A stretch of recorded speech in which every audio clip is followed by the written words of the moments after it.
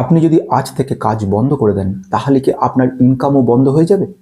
যদি এর উত্তর হ্যাঁ হয়ে থাকে তাহলে কিন্তু আপনি এখনো ফাইন্যান্সিয়ালি ফ্রি হতে পারেননি। ফাইন্যান্সিয়ালি ফ্রি কথার অর্থ হচ্ছে আপনি জীবনের স্বপ্ন যা দেখেছিলেন, যা হতে চেয়েছিলেন কিন্তু হতে পারেননি, এবং তার কারণ সংসারের জাতাকলে, যেখানে সমস্ত রকমভাবে আর্থিক চাপের ফলে নিজের যে শখ, নিজের যে আহ্লাদ, নিজের যে স্বপ্ন, যেগুলো ভেবেছিলেন জীবনে ভবিষ্যতে গিয়ে যেগুলো হবেন বলে ঠিক করেছিলেন, সেগুলো সবগুলোকে ত্যাগ করে বিসর্জন দিয়ে শুধুমাত্র দুটো ভাত ডালের জন্য এমন কিছু মেনে নিয়েছেন, এমন কিছু পরিস্থিতির মধ্যে রয়েছেন, এমন কিছু অফিসিয়াল পলিটিক্সের মধ্যে দাঁতে দাঁত চেপে থাকতে হচ্ছে আপনাকে, অথবা এমনভাবে ভাবছেন যে এর থেকে কি মুক্তি নেই, কিংবা এমন পরিস্থিতির একঘেয়েমির মধ্যে রয়ে গেছেন যেখান থেকে সবসময় ছটফট করছেন বেরোনোর জন্য, তাহলে আপনি কিন্তু ফাইন্যান্সিয়ালি ফ্রি। ফাইন্যান্সিয়ালি ফ্রি নন শুধু আপনি একা নন, আপনার মতো 100 জনের মধ্যে 90 জন লোকই কিন্তু ফাইন্যান্সিয়ালি ফ্রি নয়, অথচ তারা স্বপ্ন দেখছে ফাইন্যান্সিয়ালি ফ্রি হওয়ার। কিন্তু শুধু স্বপ্ন দেখলে হবে না, তার সঙ্গে দরকার প্র্যাকটিক্যাল বাস্তববাদী ফ্রিডম। মানে কিন্তু ধনী হওয়া নয়। ফাইন্যান্সিয়ালি ফ্রিডম কথার অর্থ হচ্ছে আপনার প্যাসিভ ইনকাম থেকে যা আসবে সেটা দিয়ে আপনার সমস্ত খরচ খরচা সমস্ত কিছু যেন চলে যায়। মানে আপনি কাজ না করলেও আপনার হয়ে আপনার টাকা কাজ করতে থাকবে। যখন আপনি ঘুমোবেন তখনও টাকাটা আপনার হয়ে কাজ করবে। ধরুন একটা এক্সাম্পল দিয়ে বলি, আপনার মাসের খরচ হচ্ছে 30,000 টাকা। এবারে আপনার ইনকামের মধ্যে পড়ছে বাড়ি ভাড়া থেকে রেন্ট, কিংবা ডিভিডেন্ড ইনকাম, বিজনেস ইনকাম, কিংবা আদার ইনকাম, সব কিছু মিলিয়ে যে টাকাটা দাঁড়াচ্ছে সেটা হচ্ছে 35,000 টাকা। তাহলে আপনার ক্ষেত্রে কিন্তু আপনি ফাইন্যান্সিয়ালি ফ্রি। কিন্তু সমস্যা হলো শতকরা 90% লোকই জানে না ফাইন্যান্সিয়ালি ফ্রিডম ব্যাপারটা কি, কিভাবে ফাইন্যান্সিয়ালি ফ্রিডম অ্যাচিভ করা উচিত, এবং কিভাবে করলে জীবনের শেষ অংশটা অত্যন্ত আনন্দের থেকে সুখে শান্তিতে এবং সমস্ত স্বপ্নগুলোকে পূর্ণ করা সম্ভব।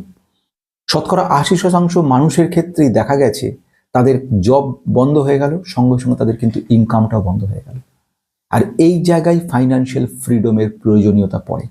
ফাইন্যান্সিয়াল ফ্রিডম নিয়ে অজস্র ভিডিও রয়েছে ইউটিউব জুড়ে, কিন্তু সব থেকে গুরুত্বপূর্ণ যে পয়েন্টগুলো নিয়ে আজকে আমি আলোচনা করব সেগুলো কোথাও কখনো খুঁজে পাবে না, কারণ সেগুলো বাস্তব জীবনে বহুবার ঘটেছে আমার ক্ষেত্রে, সেই জন্য আমি সেগুলো বলতে চলেছি। প্রথম যে কথাটা বলতে চলেছি বন্ধুরা, সেটা হচ্ছে আমার কাছে যে সমস্ত ক্লায়েন্টরা আসে তারা ম্যাক্সিমামই আসছে 40 বছর, 50 বছর, 60 বছর বয়সে, অথচ তাদের আসা উচিত ছিল 20 বছর, 25 বছর, 30 বছর জীবনে। অর্থাৎ তাদের ম্যাক্সিমাম জীবনটাই কাটিয়ে দিয়ে এসছে বিভিন্নভাবে, এবং শেষের দিকে এসে রিটায়ারমেন্টের চিন্তা যখন তাদের মাথা ঘুরিয়ে দিচ্ছে তখন তারা ছুটে আসছে এখানে। কিন্তু এই জায়গাটাই ছিল সব থেকে বড় ভুলের ব্যাপার। আসা উচিত ছিল অনেক অল্প বয়সে। আমার যেসব ক্লায়েন্টদের সঙ্গে এতদিনে দেখেছি, হ্যান্ডেল করেছি, ম্যাক্সিমাম তাদের বয়স 45 বছর, 40-45-এর পরে তার আসা শুরু হয়েছে। এটাই ছিল প্রথম ভুল। ফাইন্যান্সিয়াল হওয়ার জন্য আসতে হবে অনেক অল্প বয়সে, এবং টার্গেটটা থাকবে বহু দিনের, 20 বছর, 25 বছরের মিনিমাম তাদের লক্ষ্য থাকবে। এটা না হলে হবে না। যে ইনকামটা করবে, যে ইনকামটা রয়েছে তার থেকে 20-30% কিন্তু সরিয়ে রাখতে হবে একটা স্পেশাল ফান্ডের মাধ্যমে। ফান্ড মানে কোনো একটি ফান্ড নয়, একাধিক ফান্ডের কথা বলছি। জাস্ট ফর এক্সাম্পল, কারো যদি মাইনে 100 টাকা হয়, তার ক্ষেত্রে একটা ইমার্জেন্সি ফান্ড হিসেবে 10% সরিয়ে রাখতে হবে। পড়ে রইল 90%। এর থেকে টোটাল 100% থেকে 30% সে কিন্তু সরিয়ে রাখবে ইকুইটি মার্কেটের জন্য। এখানে আবার ব্যাপার রয়েছে বয়স ভিত্তিক। যত আপনার বয়স বাড়তে থাকবে তত টোটাল 100 থেকে সেই বয়স মাইনাস করে সেই অ্যামাউন্টটাই ইকুইটি মার্কেটে রাখাটা সবচেয়ে বুদ্ধিমানের কাজ। অর্থাৎ 30 বছর বয়স আপনার যদি হয়, 70% ইকুইটি মার্কেটে রাখতে বলবো। আর আপনার বয়স যদি 50 হয়, আমি তাহলে বলবো মোটামুটি 50 বছর আর 50% ইকুইটি মার্কেট রাখার কথা। এমনভাবে অ্যাসেটগুলো তৈরি করুন। অ্যাসেটের কথা অর্থ হচ্ছে মিউচুয়াল ফান্ডে কিছু টাকা রাখুন, ইকুইটি মার্কেট কিছু টাকা রাখুন, গোল্ডে কিছু টাকা ইনভেস্ট করুন, কর্পোরেট বন্ডে কিছু টাকা ইনভেস্ট করুন। এরকমভাবে সব জায়গায় গুছিয়ে রাখুন। এছাড়া পারলে প্রভিডেন্ট ফান্ড একটা রাখুন। যদি গভর্নমেন্ট থেকে আপনি সরকারি জায়গায় কাজ করেন বা এমন জায়গায় কাজ করেন যেখানে আপনার প্রভিডেন্ট ফান্ডের সুবিধা রয়েছে, সেখানে ঠিক আছে। যদি না থেকে থাকে তাহলে পাবলিক প্রভিডেন্ট ফান্ড বা পিপিএফ খোলা যায়, সেখানে অন্তত 1000 টাকা করে কিংবা 2000 টাকা করে আগামী 20 বছরের জন্য রেখে দিন। এই যে টাকাটা আপনি পাবেন সেটা কিন্তু বিভিন্ন কাজে লাগবে। অর্থাৎ আমি যদি সামেশন করার চেষ্টা করি, প্রথম যে কাজটা শুরু করবেন সেটা হচ্ছে খুব গুরুত্বপূর্ণ একটা ইমার্জেন্সি ফান্ড তৈরি করুন। ইমার্জেন্সি ফান্ড মানে এই আপনার বয়স 25 বছর বয়স, এই মুহূর্তে যদি একটা চাকরি আপনার চলে যায়, নতুন চাকরি পেতে গেলে যে সময়টা দরকার অন্তত 6 মাস, তাহলে সেই 6 মাসের জন্য প্রথম একটা ইমার্জেন্সি ফান্ড রাখুন। তাতে যদি আপনার 30,000 টাকা খরচা হয়, 3 6 18, 1,80,000 টাকা আপনি রেখে দিন ইমার্জেন্সি ফান্ডের জন্য। এবার একটা লং টার্ম ফান্ডের ব্যবস্থা করুন। সব লিকুইড ফান্ডের কথা বলছি আমি, এগুলো ইকুইটি ফান্ডের কথা বলছি না।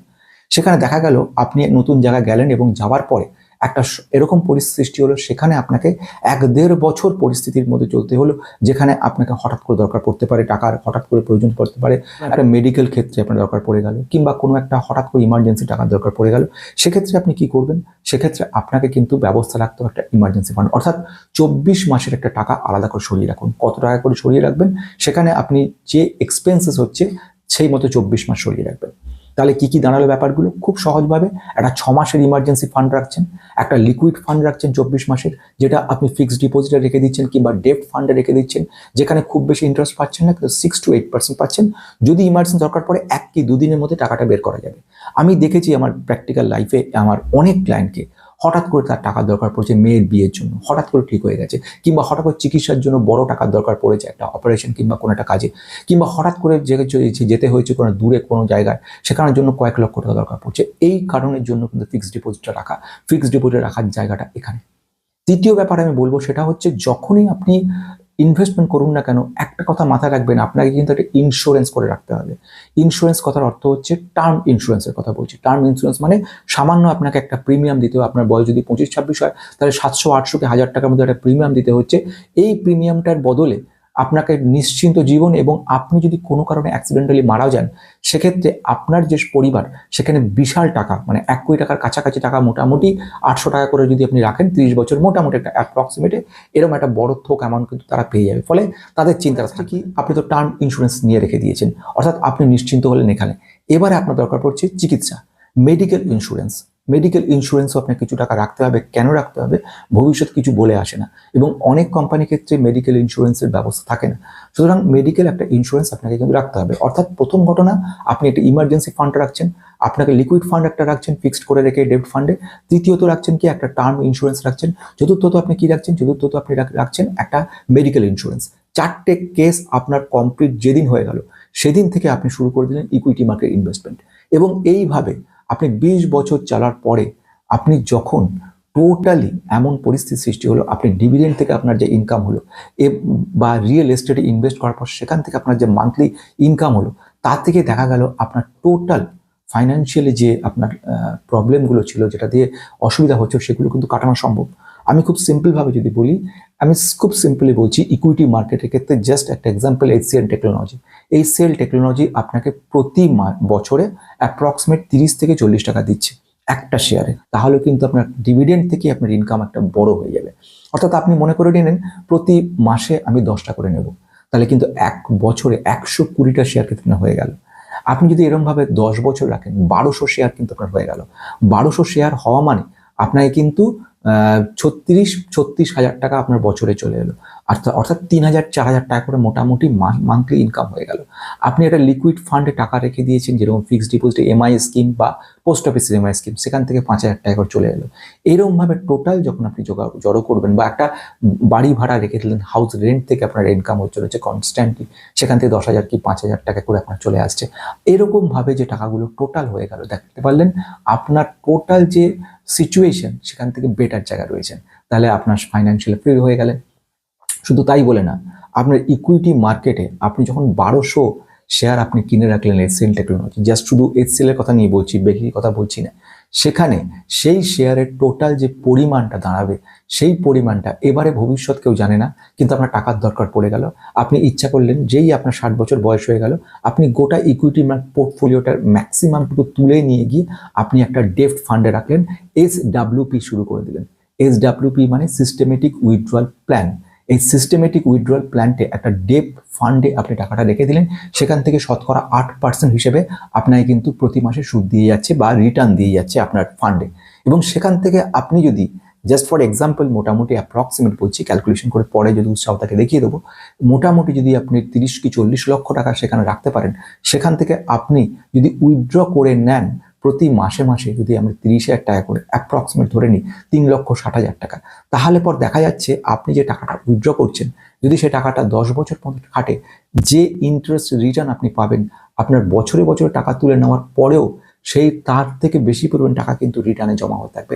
অর্থাৎ এটা এমনই একটা ভার, মধুসূদনের ভার তৈরি হবে, যে ভার থেকে যতবারই আপনি এখানে ঢেলে দিন দইটা, ততবারই কিন্তু সেই ভারটা পূর্ণ হয়ে যাবে। অর্থাৎ কনস্ট্যান্টলি আপনার কাজ চলে যাবে, আপনার জীবন পার হয়ে যাবে, আপনার পরের জেনারেশন চলবে। আর এই যে সময়টা আপনি পাচ্ছেন, আপনার ফাইন্যান্সিয়াল ফ্রিডম, সেই সময়টা কিন্তু আপনি নিজের কাজে, জাস্ট ফর এক্সাম্পল আপনার ছবি আঁকতে ভালোবাসতেন, কিংবা আপনি গান গাইতে ভালোবাসতেন, কিংবা আপনার যে সাবজেক্টটা পছন্দ ছিল, আপনি এবারে আগামী জীবনটুকু যে সময়টা রয়েছে সেই সময়টা আপনি সেই জিনিস নিয়ে আনন্দ থাকতে পারতেন।